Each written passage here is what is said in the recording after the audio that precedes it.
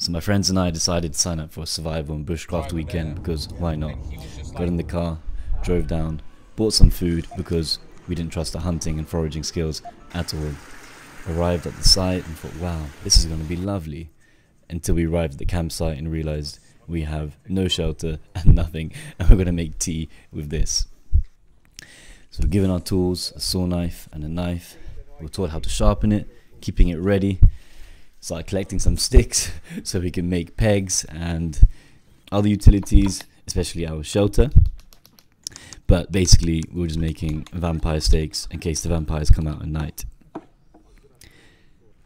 Now, this is what you think we stayed in, but in fact, we bailed on that and just got a piece of tarp and tied it to some trees. Sleeping on the floor is not comfortable. Make sure you bring a pillow. Now, this is a warning here. This is not for the faint-hearted. We had to skin bunnies and pigeons. The staff were kind enough to cook it for us, but they also made vegetarian options for those that wanted it. I was surprised at how easy it was to skin an animal without using many tools, although it was quite messy. And of course, we also just cooked on our own as well, scrambled egg, toast, stuff like that on the fire. And it was quite nice, especially eating outdoors with friends.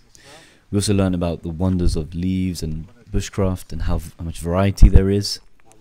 We did our best to make fire with a compass, didn't work, and tried various different means of making fire, like the ones you see in movies when they rub the stick or blow into some sticks, and had some success.